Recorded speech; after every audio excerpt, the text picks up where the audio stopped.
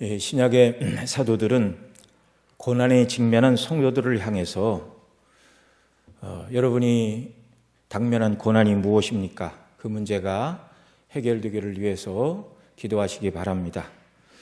그 문제가 뭔지 나에게 알려주면 나도 여러분의 개인적인 문제의 해결을 위해서 기도하겠습니다.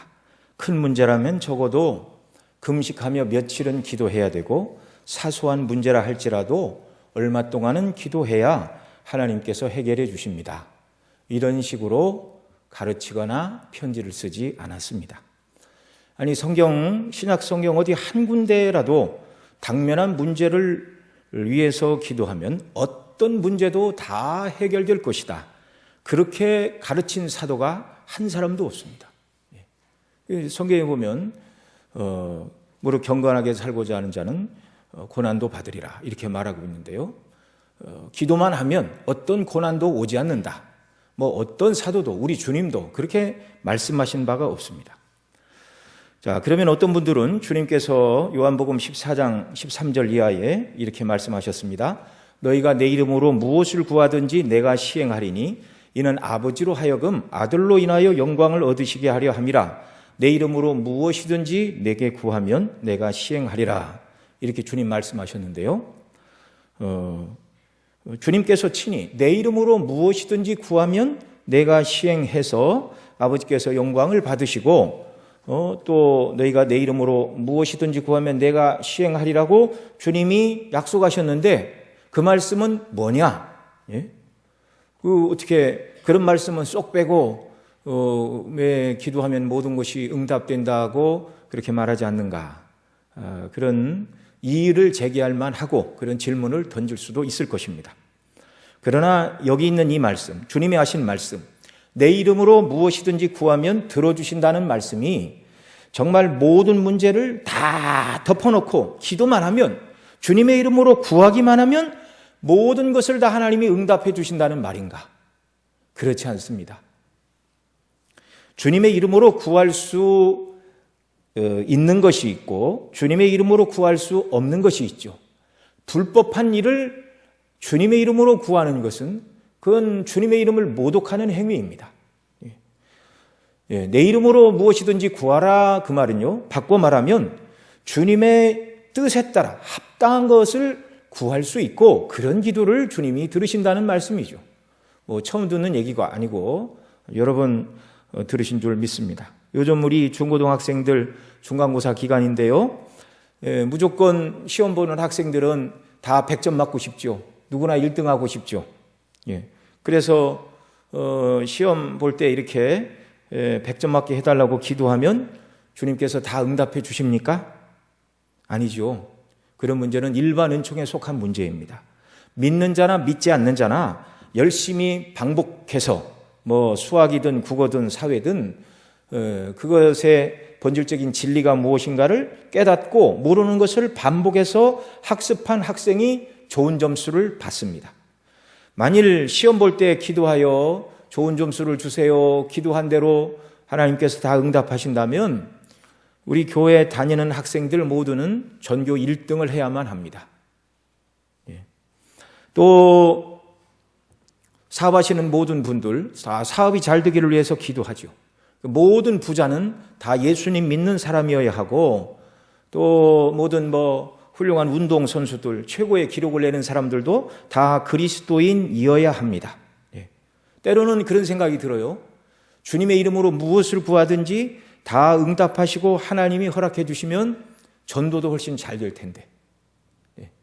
그리고 어떤 사람이 고민의 문제가 있으면 우리 하나님께 기도해 봅시다. 그러면 전능하신 하나님께서 우리의 기도를 들으시고 은혜를 베풀어 주실 것입니다. 그래서 그 사람이 가지고 있는 세상에 속한 문제를 기도해서 하나님께서 응답을 해 주신다면 얼마나 전도가 쉽겠습니까? 그런데 그렇지가 않습니다. 왜 하나님께서는 그렇게 하시지 않으실까요? 그렇게 하실 만한 능력이 없어서가 아니라, 만일 세상에 속한 것, 하나님의 뜻대로 주님의 이름으로 구하기에 합당하지 않은 것을 구할 때 하나님께서 응답해 주신다면 그것은 진정한 생명의 기독교가 아니라 타락한 종교가 될 뿐입니다. 야고보 4장 3절에서는 잘못된 기도에 주님께서는 응답하지 않으신다 명백히 말하죠. 구하여도 받지 못함은 정욕으로 쓰려고 잘못 구하기 때문이다. 야고보는 이렇게 가르치고 있습니다. 이 말씀은 그러니 무엇이든지 원하는 대로 구하라는 주님의 말씀을 주석해 주는 것입니다. 무엇이든지 원하는 대로 내 이름으로 구하라는 그 말씀이 세상에 속한 욕심을 잔뜩 섞어서 세상을 구해도 응답하시겠다, 그런 말씀이 아니라는 것이죠. 정욕으로 구하는 기도에는 아무리 부르짖고 금식하며 눈물을 흘리며 간절히 기도한다 할지라도 거룩하신 하나님은 불의한 기도에 응답하지 않으십니다. 만일 하나님께서 하나님의 공의에 합당하지 않는, 노력하지 않은 것을 달라고 기도했는데 그것을 응답하신다면 하나님은 거룩하신 공의의 하나님이 아니라 부정과 악과 게으름을 조장하는 아주 나쁜 신이라고 세상 사람들도 말하게 될 것입니다. 성도들이 하나님 앞에서 구할 수 있는 기도가 있고 구할 수 없는 기도가 있다는 말이죠. 이 말씀을 드리는 이유는 우리가 살고 있는 이 땅은 기도만 해서 모든 문제가 다 해결되는 것은 아니라는 것을 말씀드리고자 함입니다. 지난 시간에도 우리가 1절로 4절 말씀을 통해서 사도가 이 편지를 쓰는 목적, 우리와의 사귐, 곧 하나님과 그 아들 예수 그리스도와의 사귐을 갖게 하기 위해서이다. 그 사귐 속에 하나님 주시는 참된 기쁨이 있고 그 기쁨을 가져야지만이 시련과 환난과 고통이 끊이지 않는 이 세상에서 성도가 진정으로 기쁨을 누리며 승리하며 세상을 살아갈 수 있다. 사도가 그것을 가르치고 있는데요. 그러니까 우리가 하나님 아버지 우리에게 기쁨을 주십시오. 우리에게 기쁨을 주십시오. 우리에게 즐거움을 주십시오. 모든 문제가 다 사라지게 해주십시오. 그렇게 기도만 해서는 안 된다는 것입니다. 어떻게 성도가 참된 기쁨을 누릴 수 있는가? 성경이 가르치는 바 교훈의 말씀에 우리가 깊이 창념해야 되고 그 하나님의 말씀을 붙들고 기도해야 됩니다. 이렇게 해야 하나님 주시는 참된 기쁨과 평강을 누릴 수 있다는 이 가르침의 원리를 붙들고 그리고 그런 삶을 살아갈 수 있는 힘과 은혜를 달라고 기도해야 한다는 말입니다. 그러니 우리 신앙의 말씀이 우선이고 말씀대로 살아가고 말씀대로 은혜를 달라는 기도가 뒤를 따른다는 것을 꼭 기억을 하시기 바랍니다. 자, 우리는 성경이 말하는 대로 이 세상의 특성을 알아야 됩니다. 왜 기도만 하면 모든 것이 다 뜻대로 되지 않는가? 이루어지지 않는가? 성도가 이 세상에서 어떤 삶을 살라고 하나님이 우리를 부르셨는지 배우고 확신한 일에 거해야 합니다. 자, 성도들은 세상 만물의 창조의 하나님, 그리고 만드신 모든 것을 오늘도 통치하시고 다스리시는 섭리의 하나님의 자녀임에도 불구하고 이 세상에서 성도들은 왜 시련과 어려움에 직면하는가? 잠시 앞 시간에도 말씀을 드렸는데요. 요한사도는 요한일서 5장 19절에서 또 아는 것은 우리는 하나님께 속하고 온 세상은 악한 자에 처한 것이며 라고 요한사도가 말하였는데요. 이 세상은 공중 권세 잡은 사단 마귀가 세상을 주관하고 있다는 것이죠. 모든 사람들을 그 권세 아래 이렇게 꽉 쥐고서 악을 조장하고 믿는 사람들의 믿음을 핍박하고, 그래서 사단 마귀는 할 수만 있으면 하나님께 속한 저와 여러분을 타락시키고자 하고, 할 수만 있으면 저와 여러분의 믿음을 배반하여 하나님을 떠나게 하고자 하는 것이 사단의 전략이라는 것입니다. 그래서 우는 사자같이 삼킬 자를 두루 찾으며 혹시 저와 여러분이 그런 자리에 떨어지기를 바라고 환난과 고난과 여러 가지 어려움과 세상의 죄악으로 저와 여러분을 유혹한다는 것입니다. 그럼에도 저와 여러분은 염려할 것이 없습니다. 우리 힘으로는 사단과 악한 세상과 대적하여 싸워 이길 수 없으나 주님 안에 믿음으로 견고히 서 있으면 주의 은혜가 저와 여러분을 붙들어 주시고 승리하게 하시고, 그래서 날마다 환난과 고난으로 사단이 우리를 시험한다 할지라도 승리할 뿐만 아니라 더 나아가 기쁨을 누리는 삶을 살 수 있다고 요한 사도가 가르치고 있습니다. 이 기쁨은 주님이 먼저 우리에게 말씀하신 것이죠. 요한복음 15장 11절 이하에 내가 이것을 너희에게 이르면 내 기쁨이 너희 안에 있어 너희 기쁨을 충만하게 하려 함이라. 우리를 구원하신 주님은 이 땅에서 저와 여러분이 살아갈 때 기쁨으로 이 땅을 살아가기를 원하셨습니다. 예수 믿으니 여러 가지 고난도 환난도 많고 뿐만 아니라 하지 말라는 제약도 너무 많고 그리스도인의 삶은 그래서 권고와 또 하고 싶은데 하지 말라는 것들 때문에 막 정말 고통스러워서 몸부림치고 구원받아야 되겠기에 하지 말라는 일은 안 해야 되는데 어떻게 하면 좋은가?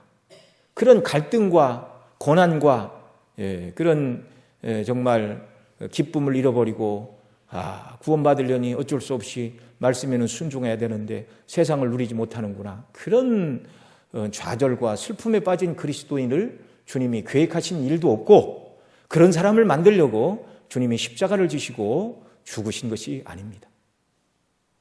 주님이 우리에게 주시는 구원 안에는 참된 기쁨의 요소가 있다는 것, 이게 사도가 선포하는 성경의 교훈을 견고히 붙드는 역사가 있기를 바랍니다.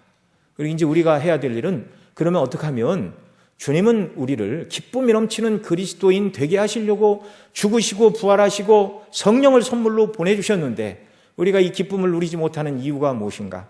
말씀을 통해서 우리를 점검하고 회복하는 역사가 우리에게 있어야 하겠지요. 이런 은혜를 우리에게 주시기를 바랍니다. 자, 기쁨을 누리는 삶.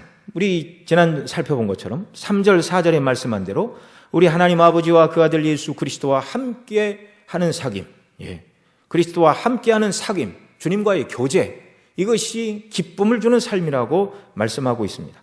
생명의 말씀이신 그리스도와 또 그 아들을 보내신 하나님 아버지와의 사귐 속에서 성도들은 광야와 같은 이 세상, 온통 우리의 믿음을 흔들려는 수많은 시험과 세상의 유혹에도 불구하고 여전히 우리는 믿음으로 그 모든 유혹을 이기고 더 나아가 기쁨을 누릴 수 있는 삶을 살 수 있는 비결, 신약의 사도들은 그런 삶을 살았습니다. 오늘 본문에서 요한이 그런 삶을 먼저 살았지요. 그리고 그런 삶을 살아가고 난 다음에 그리스도인의 기쁨이 넘치는 삶을 지금 우리에게 소개하고 있는 것입니다. 사도 바울 또한 그런 사람이었죠. 그는 빌립보에서 전도를 하다가 복음을 전하다가 매를 맞고 옥에 갇혔습니다. 매를 맞아야 될 이유도 없고 감옥에 갇힐 만한 죄가 하나도 없었습니다. 불의하게 매를 맞고 감옥에 갇혔죠. 선한 일을 행하다가. 그런데 사도 바울은 왜 하나님이 이렇게 옳은 일을 하는데 고난을 주십니까? 라고 원망하고 불평하지 않았습니다. 감옥에서 기도하고 찬송했습니다. 여러분, 찬송은 어떤 때 퍼지는 것이죠? 기쁨이 있어야 하나님을 찬송할 수 있습니다. 감옥 속에 찬송할 때 옥문이 열리는 놀라운 이적을 맛보았고 그 옥문이 열림으로 빌립보 감옥의 간속에게까지 복음을 증거하고 복음이 광포되는 그런 은혜를 주님이 주셨습니다. 사도 바울 비록 몸은 매를 맞아 찢기고 터지고 뼈가 상했을지라도 그의 심령은 주님이 주시는 기쁨으로 가득하여 비록 그가 처한 곳이 감옥이라 할지라도 찬송하지 않을 수가 없었다는 것이죠. 그것이 무엇입니까? 나를 구원하신 주님과의 생명의 교통입니다. 바울 사도나 요한 사도나 믿음을 반대하고 복음을 싫어하고 갖은 핍박과 고난을 주는 세상 가운데서 기뻐하고 즐거워할 수 있었던 것, 주님과의 생명의 교제 속에서 주님이 주시는 기쁨이었습니다. 그런데 오늘 요한 사도는 우리가 읽은 5절 이하, 특별히 5절 보면 뭐라고 그러죠? 우리가 저에게서 듣고 너희에게 전하는 소식이 이것이니 곧 하나님은 빛이시라 그에게는 어두움이 조금도 없으시니라 이렇게 말씀합니다.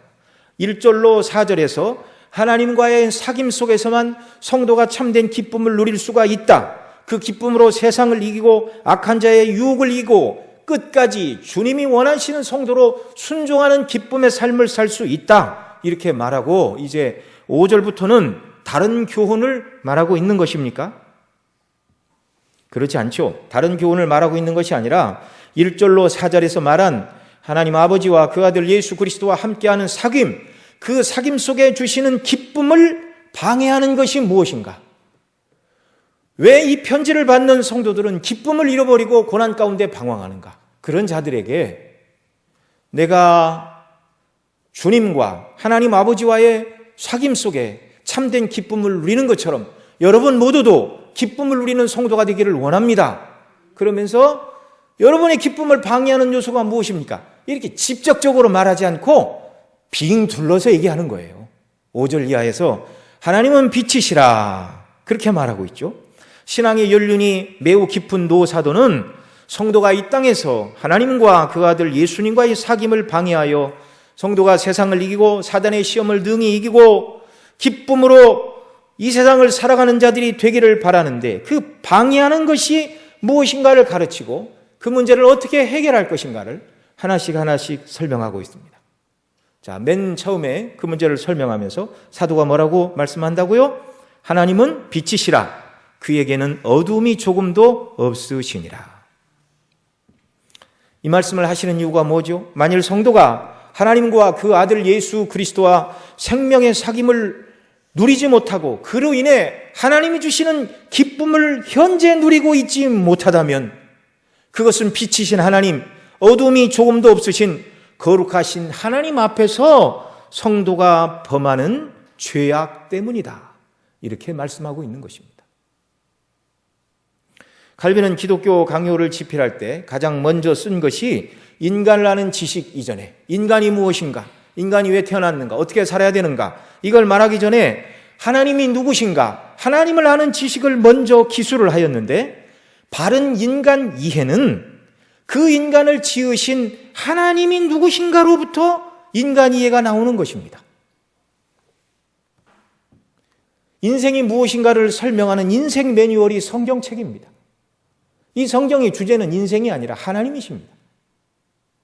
그러니 인간을 창조하신 하나님으로부터 출발하지 않고는 인생이 왜 지음을 받았는지, 어떻게 살아야 되는지, 무엇이 문제인지 도무지 알 수가 없어요. 성경으로부터 출발하지 않은 세상의 모든 철학, 윤리, 도덕, 사회학, 무슨 정치가들, 궁극적인 인간의 문제에 대한 해결책을 제시할 수 없는 이유가 바로 그 이유입니다. 창세기 3장에서 사람에게 닥친 가장 큰 문제는 하나님의 형상대로 지음을 받은 인류의 조상인 아담과 하와가 하나님께 순종하는 삶을 살기보다는 자기 자신을 높여 하나님과 동등되게 하려는 데서 문제가 생겼고 비극이 시작이 되었습니다. 성경이 말씀하시는 하나님의 거룩하심과 그 거룩하신 하나님 앞에서 사람이 어떤 태도를 가져야 하는지에 대하여 가르치는 성경의 교훈에 항상 우리가 주목해야 하는 것이죠. 오늘 본문에서 사도는 우리가 저에게서 듣고 전하는 소식이 이것이니 라고 말하는데요. 그 소식이 무엇이냐면 하나님은 빛이시라 그에게는 어둠이 조금도 없다는 것입니다. 그런데 이것이 사도 요한의 개인적인 생각이나 추론이나 누구 다른 사람에게 배운 것이 아니고 하나님은 빛이시고 그에게는 조금도 어둠이 없다는 사실을 사도 요한이 어떻게 깨달았다고요? 우리가 저에게서 듣고 전하는 소식이 이것이니, 저에게서 듣고, 여기서 말하는 저는 예수 그리스도입니다. 영원한 말씀이신 그리스도께서 오셔서 사도들과 더불어 생활하시면서 강론하여 가르치신 말씀, 하나님은 빛이시고 그에게는 어두움이 조금도 없으시다. 요한 1서를 쓴 요한 사도가 요한복음도 썼죠. 요한복음 1장에 보면 생명의 빛에 대하여 계속 설명을 하고 있습니다. 사도는 스스로 생각할 때 하나님은 이런 분이실 거야 라고 추정하지 않고 우리가 저에게서 듣고 전하는 소식이 이것이다 이렇게 말하고 있습니다. 그러니까 이 사도들도 철저하게 주님께 받은 것만 기록하고 가르쳤다는 것이죠.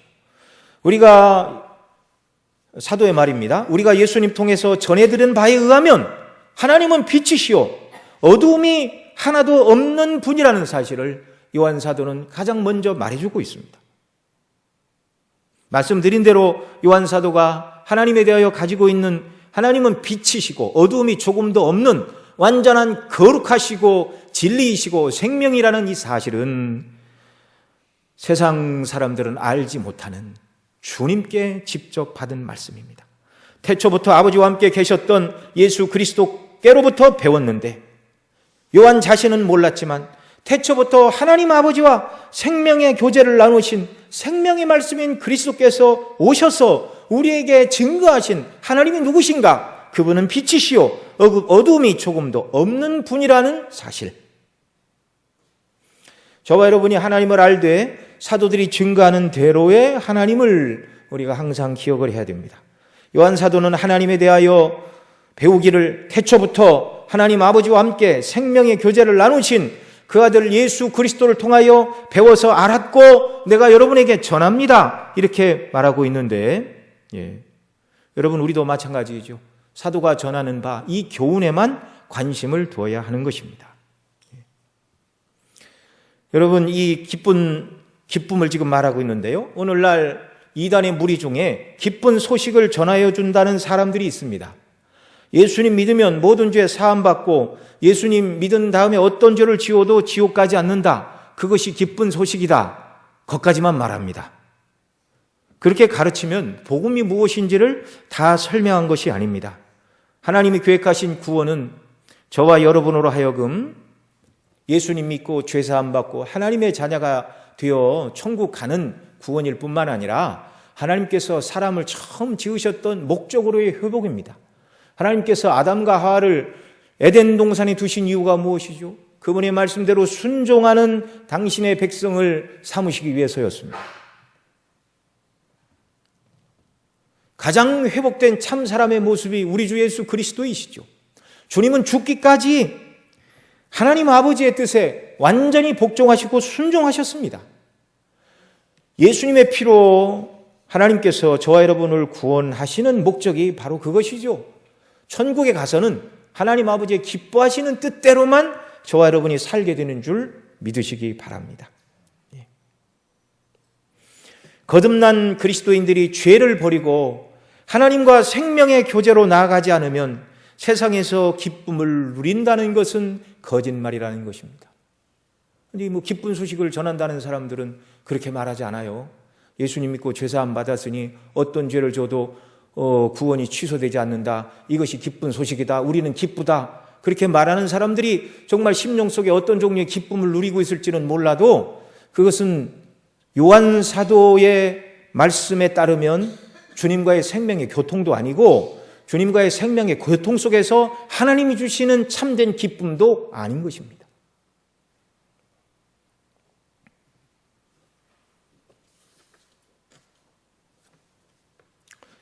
여러분, 우리는 항상 성경의 말씀에 귀를 기울여야 되는데요. 성경을 대하는 두 가지 상반된 방식이 있습니다. 하나는 성경을 우리 삶과 신앙의 유일한 기준으로 삼아 오직 모든 것을 성경의 가르침에 비추어 판단하고 평가하는 최종 권위를 성경에 두는 성경관. 이게 바로 개혁주의의 성경관입니다. 이게 저와 여러분이 붙들어야 되는 무오한 하나님의 말씀으로 받아들이는 성경을 높이는 태도입니다. 하나님은 눈에 보이시지 않습니다. 귀로 우리에게 음성을 들려주시지도 않습니다. 오직 기록된 성경을 통하여 하나님의 거룩하신 성품과 하나님의 구원의 놀라운 방식과 구원받은 저와 여러분들을 향하여 하나님께서 계획하신 뜻이 무엇인가 오직 성경을 통해서만 오늘도 하나님께서 말씀하심을 믿으시기 바랍니다. 이렇게 믿지 않는 사람들이 있는데요. 성경을 다른 종교의 가르침이나 또 세상의 고상한 윤리와 도덕론자들이 말하는 그들의 교훈 또는 세상의 철학자들이 말하는 심오한 철학의 세계와 같은 것 중에 하나와 같이 성경을 동일선상에 놓고 마치 예수님을 4대 성인 중에 한 사람으로 놓고 평가하는 것처럼 공자의 말도 의미가 있고 마호메트의 말도 의미가 있는 것처럼 신약 성경에 기록된 예수님의 말씀도 일리가 있다. 그렇게 받아들이는 사람들이 오늘날 있다는 말이죠. 그래서 그런 사람들은 자기의 생각으로 성경을 해석하려고 하고 자기의 성경대로 이해가 안 되면 그 성경이 틀렸다 그렇게 말합니다. 그런 사람들은요, 예수님 믿지 않는 사람이 모든 사람 다 지옥 간다 그런 소리를 되게 싫어합니다. 착하게 살면 됐지 왜 예수님 안 믿는 사람하고 모든 사람을 다 지옥에만 보내는가? 그런 하나님은 독선적인 하나님이다. 오직 예수님만 믿어야 구원받는다고 말하면 기독교인들은 매우 배타적이고 타협한 사람이고 다른 사람들과 어울릴 줄 모르는 독선적인 사람들이라고 말합니다. 여러분 그런 소리 안 들어보셨습니까? 언젠가도 말씀을 드린 것 같은데 제 초등학교 때 그 친구가 지금 교회를 나가지 모르는데 둘이 앉아서 이렇게 여럿이 있었죠. 내 옆에 바로 앉아갖고 예수님만 믿어야 구원을 받습니다. 그리고 그 친구가 제 귀에다 대고 독선이야 독선. 왜 예수님만 믿어야 구원을 받냐? 뭐 근처 가면 절도 있고 착하게 살면 되지. 이 성령께서 그의 심령을 어루만져 주시지 않아서 그런 것이죠. 어린 나이였지만 저는 참 그 친구가 불쌍하게 느껴졌습니다.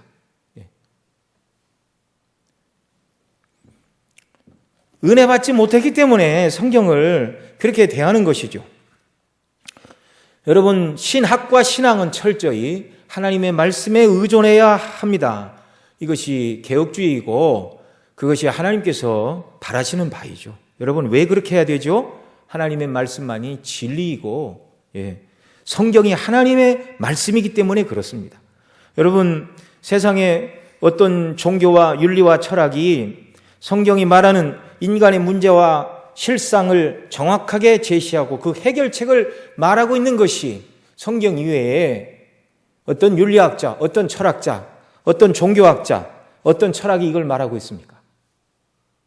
제가 지난주에 오직 성경이 진리이기 때문에 성경을 미워하는 사람들이 성경을 없애려고 발부둥을 쳐도 성경이 아직도 거짓이 아니라 진리는 하나님의 말씀으로 여전히 우리에게 남겨져 있다 이렇게 얘기를 했더니 어린아이가 성경이 진리라서 아무리 누가 밟아 없애려고 해도 하나님의 말씀이 여전히 우리에게 살아있다는 말씀이 기억에 남는다고 그 얘기를 했는데요.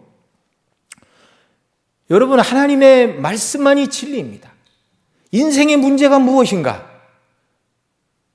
인생이 왜 고통을 받고 죽음에 직면하게 되었는가? 여러분, 세상에 어떤 철학이 이 문제를 시원하게 대답을 합니까? 죄에 빠진 인생들을 바꾸어 소망이 있는 인생으로 바꾸고 죄를 추구하지 않고 정말 거룩을 추구하며 살아가도록 만드는 세상의 종교와 교훈과 윤리와 철학이 어디에 있습니까? 하나님의 말씀 이외에는, 진리의 말씀 이외에는, 진리의 말씀으로 역사하시는 성령님 이외에는, 그리스도를 증거하는 기독교 이외에는 진리가 없는 줄 믿으시기 바랍니다. 예수님 이전에 수많은 헬라의 철학들이 인생의 문제가 무엇인가를 고민하려고 수많은 애를 썼는데 답을 제시하지 못했습니다. 불교, 유교도 다 예수님 이전에 시작이 되었지만 인생의 궁극적인 해결책이 되지 못하였습니다. 어떤 철학과 종교와 윤리도 사람을 구원하는 방편이 되지 못하고 인간의 모든 방편이 다 거짓되고 헛되다는 것이 증명된 이후에 주님이 이 땅에 오셨고 구원을 이루셨고 이 길만이 참 길이라고 말하는 것이죠. 그래서 세상의 어떤 윤리와 도덕과 철학자들에게 가서 당신이 구원받았습니까? 당신이 믿는 걸 확신하고 당신이 죽으면 구원받는다고 확실하게 느끼십니까? 이렇게 물으면 정직한 사람들은 뭐라고 대답할까요? 모른다고 그럽니다. 알 수가 없어요. 거기는 진리가 없어요. 얼마 전에 작년에 이기쁨 선교사님 오셔서 절에 가서 몇 달 있다가 주지 스님한테 구원에 대해서 물었더니 모른다고 그래서 당장 짐 싸갖고 내려왔다고 그러지 않습니까? 그거 솔직한 얘기예요. 솔직한 얘기. 하나님의 성령의 역사가 아니고는 자기가 죄인임을 깨닫지 못하고 인간의 문제가 죄요, 죄의 문제를 해결하신 분이 예수 그리스도의 십자가요, 그 안에만 참된 소망이 있고 내가 오늘 당장 죽어도 그리스도 안에 있는 나를 하나님께서 사랑으로 영접하사 당신의 나라에 들어가게 하실 줄을 믿는 믿음을 성령께서 우리에게 주신 것을 인하여 감사합니다. 이것만이 진리입니다. 여러분, 인간의 모든 주장들이 다 거짓임이 증명이 되었습니다. 지난 20세기에는 공산주의 사상이 일어나 불행한 인류의 문제의 해결책이 무엇인가? 공동생산, 공동분배, 지상낙원을 이루고 모든 사람이 행복하게 살아보자 주장은 거창했는데 100년이 안 돼요. 공산주의 이론이 허황된 것이라고 증명이 되었습니다. 잘 살아보자, 함께 잘 살아보자는 구호는 헛된 소리가 되었고, 공산주의를 주장하고 붙드는 나라일수록 나라가 가난하고 사람들이 고통을 받고, 그것은 잘못된 인간의 생각이요, 실패한 제도라는 것이 증명이 되었습니다. 여러분, 공산주의의 실패의 가장 근본적인 이유가 무엇이죠? 인간이 얼마나 타락하고 부패한 존재인가를 몰랐습니다. 그걸 계산에 넣지 못했습니다. 말은 좋지요. 열심히 일해서 다 같이 먹고 살자. 그런데 사람은요, 타락하고 범죄한 인생이라 당장 내 것이 되지 않으면 움직이지 않는 인생이에요. 내 것도 아니고 네 것도 아닌데 누가 나가서 열심히 일을 합니까? 여러분 여러 번 들으셨죠? 우리 목사님도 여러 번 말씀하셨는데, 서유럽이 공산화되어 집단 농장을 운영할 때 생산성이 가장 높은 농장은 그리스도인들이 많은 곳이었습니다. 참 믿음을 따라 살아간 그리스도인들. 성경의 사환들아, 눈가림만 하지 말고 정말 하나님 앞에서 범사의 모든 일을 행하라. 그래서 그리스도인들은 성실하게 자기 일을 감당합니다. 누가 보든지 안 보든지. 공산주의 이론은 실패했고 성경의 교훈이 진리라는 것이 삶 속에서도 증명이 되는 것이죠. 오직 성경대로 믿는 자들이 변화되어 그리스도의 사랑과 자비를 실천함으로 성경이 오늘도 하나님의 말씀임을 증거하고 있습니다. 어느 시대 어느 나라에서나 성경대로 믿는 그리스도인들의 변화된 모습은 한결같습니다. 예수 그리스도를 믿고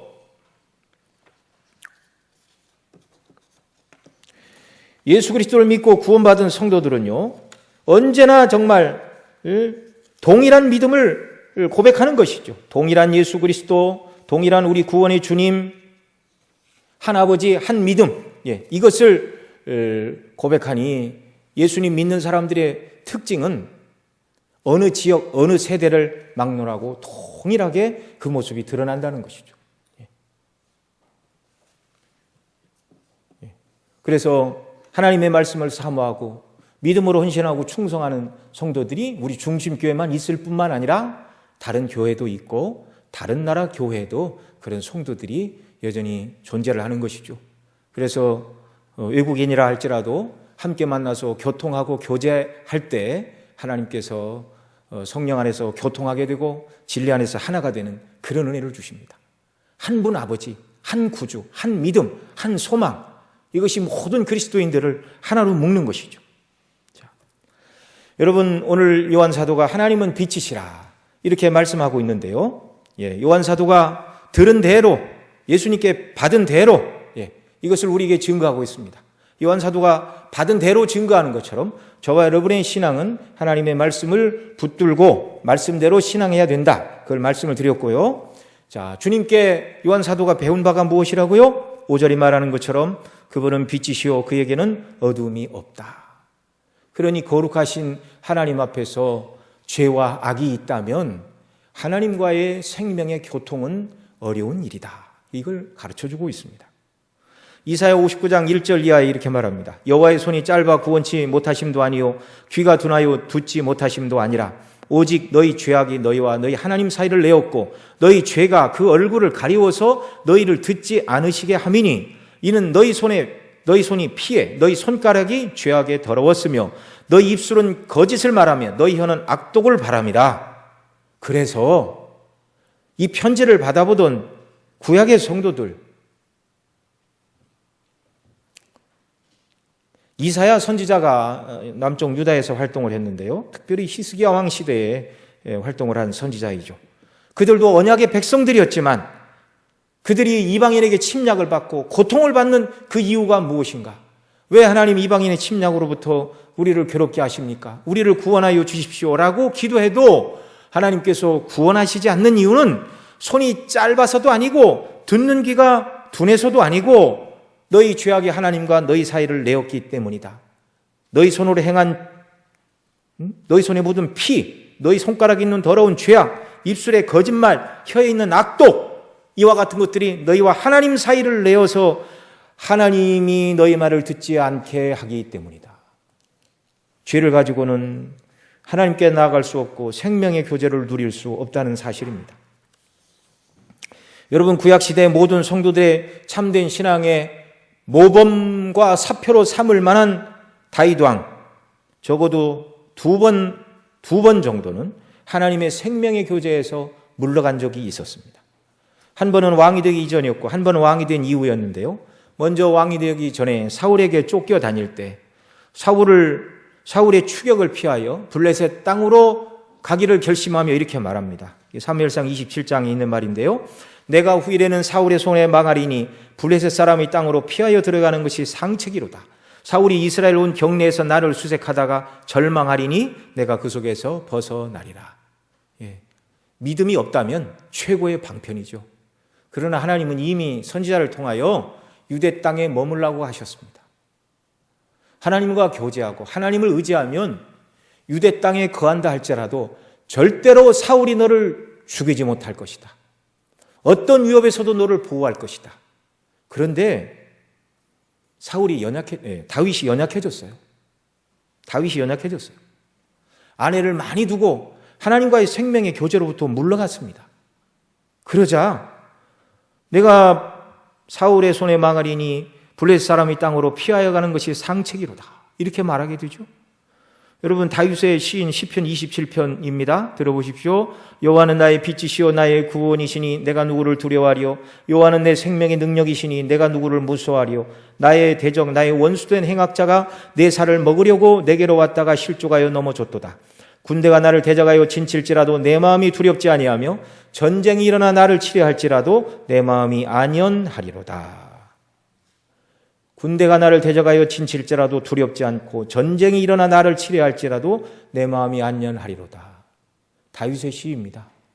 그런데 이 다윗이 주님과의 생명의 교제를 잃어버리게 되자 후일에는 내가 사울의 손에 망하리니 블레셋 사람의 땅으로 피하여 들어가는 것이 상책이로다라고 인간적인 방편을 의지하게 되었습니다.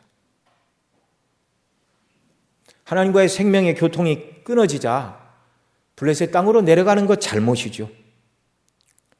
그 다음에 아무 문제도 없는 것 같았지만 결국 블레셋 왕이 모든 자기의 부하들을 소집하고 이스라엘 더불과 싸울 것이다. 그렇게 말하면서 다윗에게 전쟁에 참여하자 얘기를 합니다. 그리고 네가 맨 앞장서서 싸워야 된다. 기가 막힌 일이죠. 이스라엘의 임금으로 기름 부음을 받은 다윗이 이스라엘 백성들과 마주하여 칼을 뽑아야 되는 위기를 직면했습니다. 나가서 싸운다는 것은 있을 수도 없는 일이고 자기를 거두어둔 블레셋 왕에게 왕이 나를 거두어줬지만 전쟁에는 못 나갑니다. 그러면 인간적으로 신의를 저버리는 일이고 그 블레셋 왕이 다윗에게 어떤 위해를 가할지 모르는 것이죠. 인간이 해결할 수 없는 딜레마에 빠졌습니다. 그런데 하나님께서는 다윗을 사랑하사 놀랍게 그 위기를 벗어나게 하셨습니다. 블레셋 방백들이 그 왕에게 나아가 전쟁이 일어나면 다윗이 누구 편을 들겠습니까? 우리를 죽이고 그리고 전리품을 가지고 가서 그의 왕 사울과 화해하지 않겠습니까? 절대로 다윗이 우리 편에 서서 전쟁은 못합니다. 그 블레셋 신하들이요 반대를 했습니다. 참 하나님께서 섭리적으로 역사하신 일이죠. 하나님께서 돌봐주시지 않으면 우리 스스로 판 함정 가운데 벗어날 길이 없는 때가 여러 번이죠. 그런데 하나님께서 그리스도 안에서 구원하신 자녀를 돌보시기 위하여 정말 다윗에게 특별한 그런 은혜를 주셔서 벗어나게 하셨습니다. 그런데도 다윗이 돌이키지 않자 돌아왔더니 자기가 하던 시글락이 불타고 재산은 빼앗기고 처자식이 사로잡혀 갔어요. 그래도 회개하지 않자 하나님께서 다윗의 신하들로 하여금 돌을 들어 다윗을 치게 했습니다. 정말 다윗을 위하여 목숨까지도 바치기를 아까워하지 않았던 신하들인데 그 신하들이 돌을 들어 치려 하자 군급하자 그때서야 비로소 다윗이 하나님을 의지하고 회개하고 하나님께 기도하고 무릎을 꿇습니다. 교제가 회복이 되었죠. 그리고 하나님 추격해도 되겠습니까? 만날 수 있겠습니까? 가라, 만나리라, 도로 찾으리라.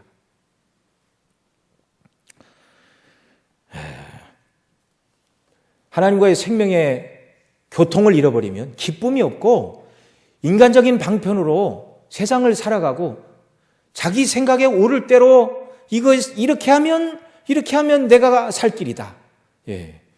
그런 우울 인생이 범하게 되어 있습니다. 누구나 그렇습니다. 다윗과 같이 믿음이 훌륭한 사람의 그런 연약한 모습을 우리에게 보여주신 것은 저와 여러분이 이 순례길을 살아갈 때 어떻게 살아야 되는가, 얼마나 조심해야 되는가, 이걸 보여주는 것이죠. 두 번째는 밧세바와 취하고 그 남편 우리아를 죽게 한 것인데 그걸 다 말씀드릴 필요는 없죠. 그가 범죄하고 나서 나단의 책망을 받고 회개한 것이 시편 51편인데 그 중에 일부가 이것입니다.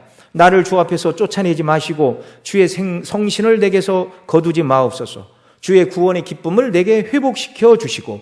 이 말은 무엇이지요? 지금 하나님과의 생명의 교제를 잃어버리자 다윗이 하나님의 면전에서 쫓겨난 것 같고 하나님의 성신을 거두어 가셨다는, 성령의 감동이 자기에게 없다는 것을 자기가 알고 있는 것이고요. 구원의 기쁨을 회복시켜 달라고 말하니 구원의 기쁨을 다 소진했다는 것입니다. 기쁨이 없어요. 자원하는 심령을 주사 나를 붙드소서. 회개하고 간절히 은혜를 구할 때 하나님께서 다윗을 도로 소송케 하시고 하나님과의 교제가 회복될 때 다윗의 마음에도 기쁨이 회복된 줄을 기억하시기 바랍니다. 여러분은 하나님과의 교제, 구원의 기쁨을 회복하려면 날마다 하나님 앞에 나아가 크든 작든 사소한 죄를 버리고 회개하고 주님께 나가야 하는 것입니다. 때로는 우리가 믿는 사람으로서 그렇게 큰 죄를 짓지 않았는데 그렇게 회개할 것이 많은가, 그런 생각이 들 수 있는데요. 빛이신 하나님, 어두움이 조금도 없다 이렇게 말하죠. 그러니까 하나님의 거룩과 영광에 비추어 보면 그 하나님 앞에 우리의 마음과 뜻과 정성과 모든 것을 다해서 하나님을 사랑하지 않고 우리의 온 마음을 주님께 다 드리지 못하는 요소가 조금이라도 있으면 그것이 하나님 앞에 회개해야 될 요소임을 기억하시기 바랍니다.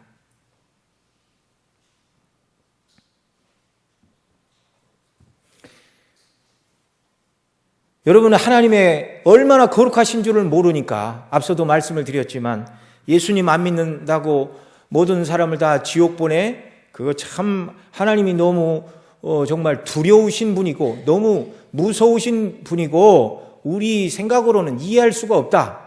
심지어 예수님 믿는 신학자들도 하나님께서 사람을 영원토록 지옥의 형벌에 처하실 것은 아닐 것이다 이렇게 말하는 사람들이 있습니다.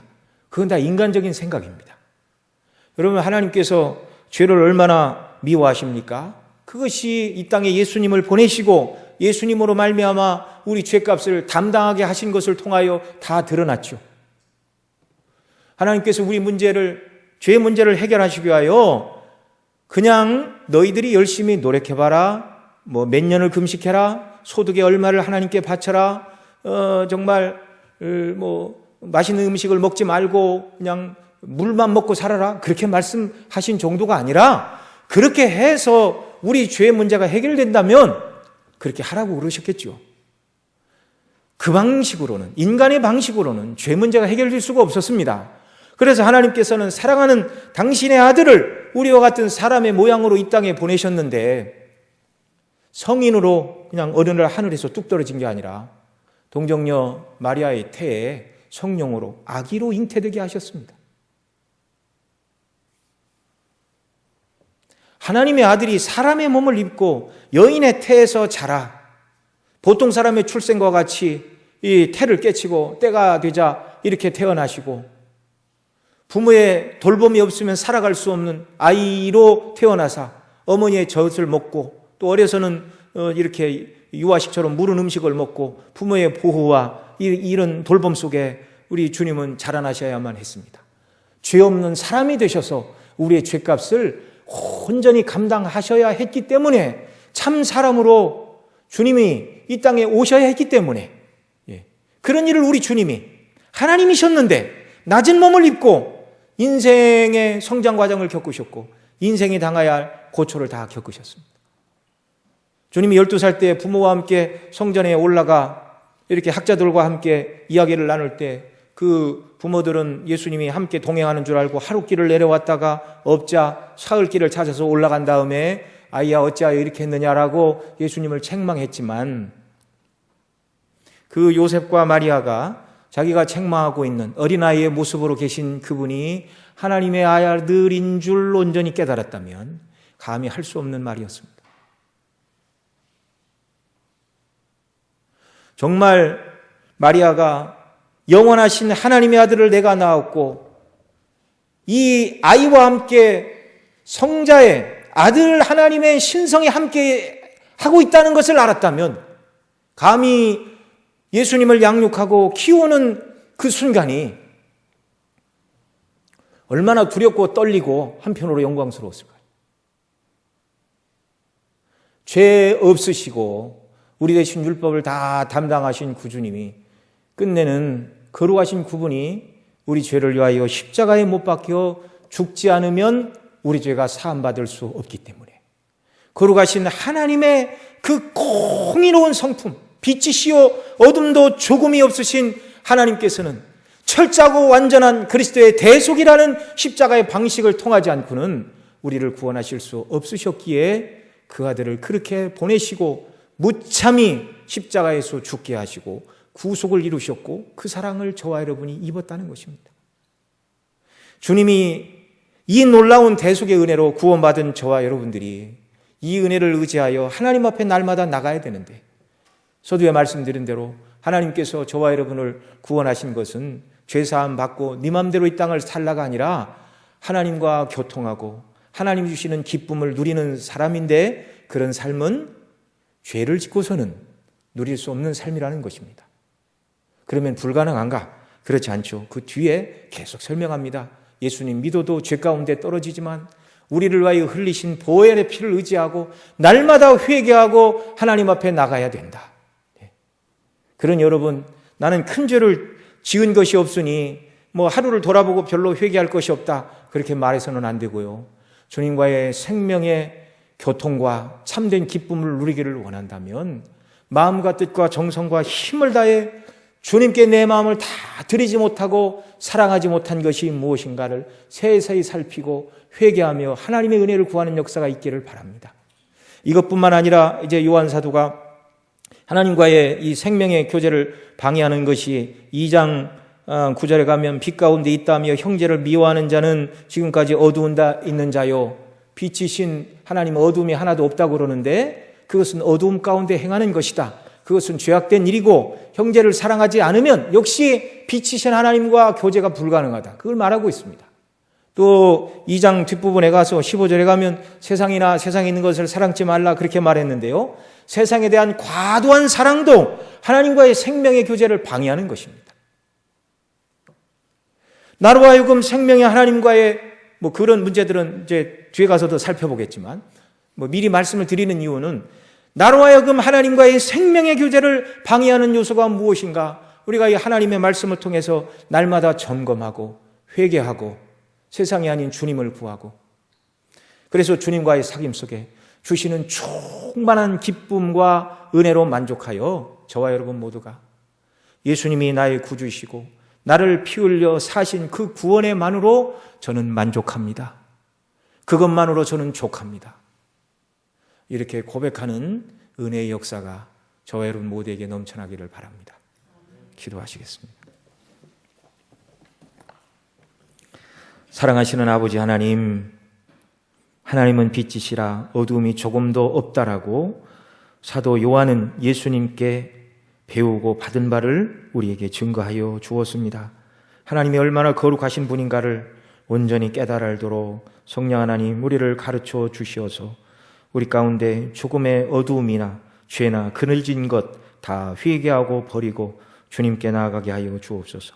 하나님과 우리 사이를 가로막는 모든 죄와 세상의 번잡함과 잡동사니들을 다 집어 던지고 온전히 주 앞에 견고히 믿음으로 서게 하여 주시고 주님 주시는 기쁨으로 구원의 기쁨과 감격으로 충만한 가운데 이 땅을 살아가는 주의 자녀들 다 되도록 은혜 위에 은혜를 베풀어 주시고, 주님이 주시는 이 기쁨을 맛보고 하나님 나라에서 누리게 될 궁극적인 기쁨이 얼마나 크고 영광스러운가를 미리 맛보며 하늘의 기쁨을 소망하는 저희들의 삶이 되도록 또한 은혜 더하여 주옵소서. 우리 구주 예수님의 이름으로 기도드리옵나이다.